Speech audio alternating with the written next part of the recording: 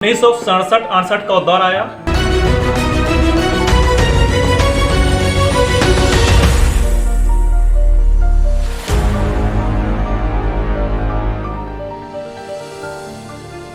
जब पंडित दीनदयाल उपाध्याय जी की हत्या हो जाती है। पंडित श्यामा प्रसाद मुखर्जी के पश्चात पार्टी को संभालने की जवाबदारी पंडित दीनदयाल के ऊपर आ गई।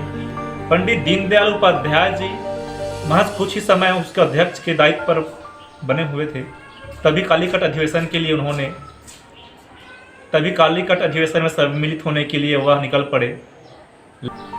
उत्तर प्रदेश के मुगल सराय रेलवे स्टेशन, तारीख था फरवरी 1968, जब पंडित दीनदयाल उपाध्याय की 100 स्टेशन के खंभा नंबर 1276 के पास पंडित दीनदयाल उपाध्याय जी की लाश मिली, 100 मिली। उस समय देश शोकाकुल हो गया कि पंडित जी की हत्या ऐसे कैसे, और नहीं रहे पंडित दीनदयाल उपाध्याय एकात्म मानववाद विचारधारा के प्रवर्तक।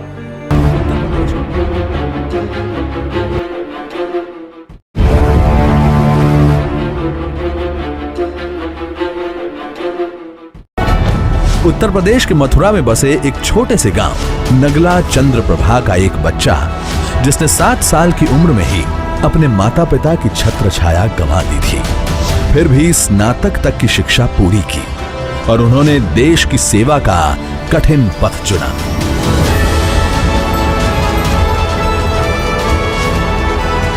वे कहते थे कि अगर भारत से माता शब्द हटा दिया तो भारत महज जमीन का एक टुकड़ा भर रह जाएगा।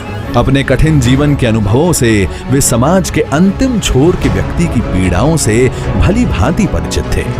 तभी तो उन्होंने अपने चिंतन और मनन से अर्थशास्त्र, कृषि, विदेश नीति जैसे मुद्दों पर भारत के पुनः निर्माण के लिए पथ अंकित किया था। देश को राजनीति की परिभाषा की एक नई दिशा दिखाई। अपने सांस्कृतिक राष्ट्रवाद के विचारों से एक पूरी पीढ़ी को सींचा और विश्व को एकात्म मानववाद का महान सिद्धांत दिया। के लिए डॉक्टर श्यामा प्रसाद मुखर्जी कहते थे कि अगर मेरे पास 2 दीनदयाल हो तो मैं इस देश का राजनैतिक नक्शा बदल सकता हूँ। जमीनी स्तर के कार्यकर्ताओं के साथ खुद को जोड़ने और सादगीपूर्ण व्यवहार आदि के मामले में वे निपुण थे। सादगी का शिखर तो देखो कि उनकी मृत्यु के बाद उनके सामान से निकला भी तो क्या, सिर्फ 2 जोड़ी कपड़े।